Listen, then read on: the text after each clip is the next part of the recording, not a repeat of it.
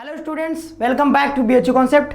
जैसा कि आप सभी को पता है कि सीयूसीटी का फॉर्म रिलीज हो चुका है, तो अब आपके मन में सवाल आएगा कि अगर हम मान लीजिए कि बीएचयू में एडमिशन लेना चाहते हैं तो बीएचयू में किस सेक्शन का कौन कौन सा सब्जेक्ट का क्वेश्चन हमको अटेम्प्ट करना पड़ेगा।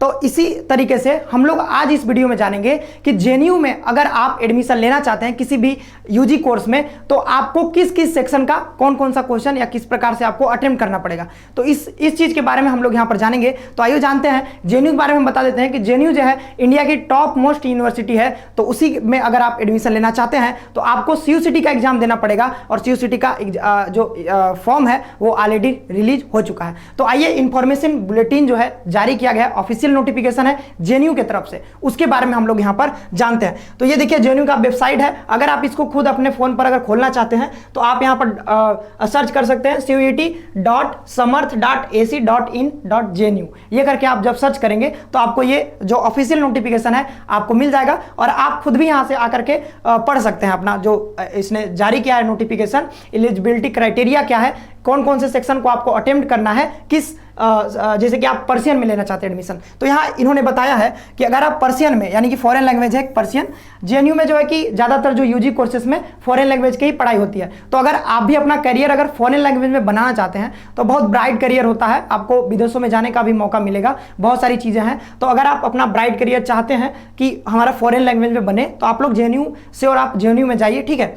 तो जेएनयू में अगर आप पर्शियन लैंग्वेज पढ़ना चाहते हैं तो आपको क्या करना पड़ेगा। आप लोग पता है कि 3 सेक्शंस हैं, सेक्शन 1, सेक्शन 2, सेक्शन 3, और सेक्शन 1 को भी 2 भागों में बांटा गया, सेक्शन 1A, सेक्शन 1B। तो सेक्शन 1A में क्या करना होगा, आपको यहां पर लिखा हुआ है कि सेक्शन 1A में आपको यहां पर इंग्लिश टेस्ट, जैसे कि कई सारे लैंग्वेजेस हैं, हिंदी इंग्लिश और बहुत सारे रीजनल लैंग्वेजेस हैं, तो आपको उनमें से सिर्फ इंग्लिश को ऑप्ट करना है, हिंदी नहीं कर सकते आप। जैसे कि बीएचयू में है यहां पर हिंदी या फिर इंग्लिश कर सकते हैं, बट यहां पर आपको मैंडेटरी है कि आपको इंग्लिश को ही अटेम्प्ट करना पड़ेगा। ये तो हो गया ये हो गया सेक्शन 1A से। और आपको क्या करना पड़ेगा, सेक्शन 3 में आपको फिर जनरल टेस्ट, जहां की बहुत सारे हैं, करंट अफेयर्स है, रीजनिंग है, मैथ है, जनरल अवेयरनेस है, तो ये सब आपको करना पड़ेगा। उसी तरीके से अगर हम आगे बढ़ते हैं तो आगे यहाँ पर पास्तो में अगर आप फॉरेन लैंग्वेज में अगर आप वहाँ से बीए ऑनर्स करना चाहते हैं तो आपको भी सेम वही क्राइटेरिया है। सेक्शन 1A से आपको इंग्लिश टेस्ट आपको अटेम्प्ट करना पड़ेगा और सेक्शन जो 3 है वहाँ से आपको जनरल टेस्ट करना पड़ेगा।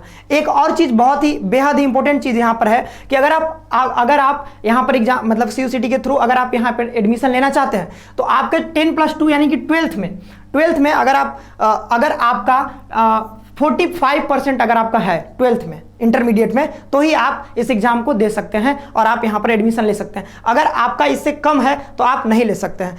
इसके अलावा यहाँ पर और भी बहुत सारी चीज़ें बताई गई है, जैसे कि अगर आप किसी भी सीबीएसई या फिर यूपी बोर्ड या फिर किसी बोर्ड से हैं तो आपको कोई दिक्कत नहीं है। बट अगर आप जैसे कि इन सभी से हैं, जैसे कि यहाँ पर कुछ चीज़ें बताई गई हैं, जैसे कि आप जैसे किसी बोर्ड के अलावा भी आप किसी जैसे कि मदरसा में किसी में पढ़े हुए हैं तो यहाँ पर दिया हुआ है कि अगर आप इससे पढ़े हुए हैं, यहाँ पर लिखा हुआ है दारुल उलूम दियोबंद और ऐसे बहुत सारी यहाँ पर कॉलेजेस के नाम लिखे हुए हैं, तो अगर आप इन्हीं से पास हुए हैं तभी आप यहाँ पर फॉर्म भर सकते हैं। इसके अलावा अगर इसमें देख लीजिएगा आप कितना सारा लिखा हुआ है, यहाँ पर 11-12 लिखा हुआ, बहुत सारे हैं, जामिया इमाम, यहाँ पर बहुत सारे नाम हैं, आप लोग पढ़ लीजिएगा, ठीक है। और इसके अलावा आप अगर किसी नॉर्मल बोर्ड से हैं तो आप आसानी से एडमिशन ले सकते हैं, कोई दिक्कत नहीं है।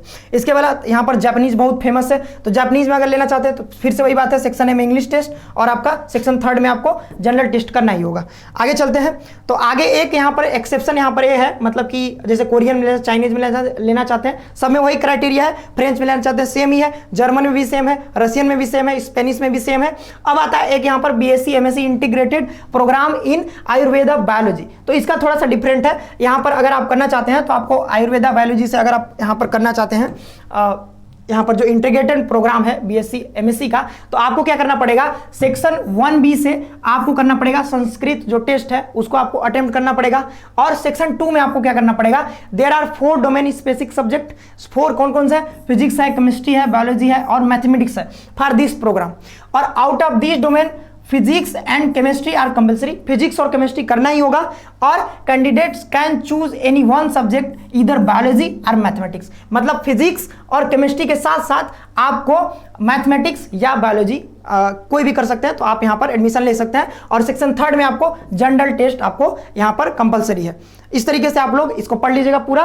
तो इसका एक एक्सेप्शन था, मतलब सभी का लगभग जितने भी यूजी प्रोग्राम है उसमें सेक्शन 1A में आपको इंग्लिश करना है और जो 3rd वाला है उसमें जनरल टेस्ट करना है। बाद बाकी इसका एक एक्सटेंशन था, इसलिए हम आपको ये बता दिए हैं। बाद बाकी सेम वही है, मंगोलियन में आप लेना चाहते हैं तो भी वही है। और यहाँ पर ये भाषा इंडोनेशियन है, उर्दू है, पाश्तो है, उज़्बेक है, बहुत सारी है। अगर आप भी अपना अगर करियर आप बनाना चाहते हैं फॉरेन लैंग्वेज में तो आप surely you will go for JNU, क्योंकि वो टॉप मोस्ट यूनिवर्सिटी है इंडिया की, नंबर 1 भी आप बोल सकते हैं। आईआईएससी को अगर छोड़ दे तो नंबर 1 ही है। तो इस अगर आपको अच्छा लगा नोटिफिकेशन तो चैनल को सब्सक्राइब कर लीजिएगा, क्योंकि यहाँ पर सबसे सटीक जानकारी आपको सबसे पहले दी जाएगी। तो मिलते हैं नेक्स्ट वीडियो में, तब तक के लिए आप सभी को धन्यवाद।